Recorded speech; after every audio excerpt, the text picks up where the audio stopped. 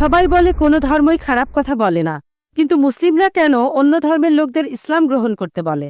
বোন, আপনি বললেন সব ধর্মে ভালো সব কথা থাকে, কিন্তু মুসলিমরা আমাকে ইসলাম গ্রহণ করতে বলে কেন? অন্য যেসব ধর্ম আছে সেগুলো যা বলে তার বেশিরভাগ কথাই ভালো, তবে ইসলাম ভালো কথা বলার পাশাপাশি আপনাকে দেখাবে কিভাবে সেটা অর্জন করতে হয়। আমি উদাহরণ দিয়েছি, সব ধর্মই বলে চুরি করো না, ইসলাম একই কথা বলে, তবে ইসলাম দেখিয়ে দেয় কিভাবে সেই অবস্থানে যাবেন যেখানে কেউ চুরি করে না।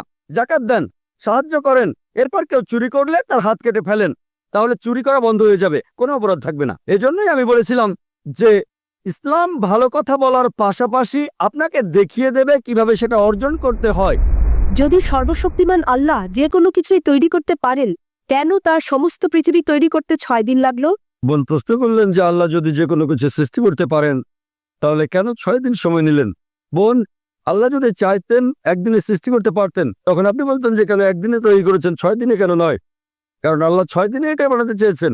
কোরআন বলে যে আল্লাহ যা ইচ্ছে করেন তাই সৃষ্টি করতে পারেন। অনেক আয়াতে আছে, আল্লাহ বলেন কোরআনে সূরা আলে ইমরান অধ্যায় 3 আয়াত নম্বর 59, إن مثل عيسى عند الله كمثل آدم خلق من تراب ثم قال له كن فيكون। আল্লাহ আদম আলাইহিস সালামকে সৃষ্টি করেছেন যেমন তিনি যীশু খ্রিস্টকে সৃষ্টি করেছেন ধুলো থেকে, তিনি বলেন হও আর তা হয়ে যায়। আল্লাহ যখন কিছু সৃষ্টি করতে চান তিনি বলেন হওয়ার হয়ে যায়, তিনি ইচ্ছে করলেই এটা হয়ে যায়। আল্লাহ যদি ইচ্ছে করেন আপনি 9 মাস পরে জন্মাবেন, তাহলে আপনি 9 মাস পরে জন্ম নেবেন। আল্লাহ যদি চান 1 সেকেন্ডে, তাহলে মাত্র 1 সেকেন্ডেই। তো আল্লাহ চাইলেন যে তিনি কোনো কিছু 6 দিনে সৃষ্টি করবেন, তাই তিনি করলেন। পৃথিবীতে অনেক মানুষ ভুল কাজ করছে, আমার ভাবতে খুব অবাক লাগে, এতগুলো মানুষ দোজখে যাবে? তিনি অবাক হচ্ছেন এতগুলো মানুষ কিভাবে দোজখে যাবে। আমাদের এই জীবনটা হলো পরীক্ষা। আপনারা যদি ভালো করে দেখেন যে নিচু গ্রেডের পরীক্ষাগুলোতে বেশিরভাগ ছাত্র পাশ করে, তবে উপরের লেভেলে গেলে সেখানে পাশ করাটা কঠিন।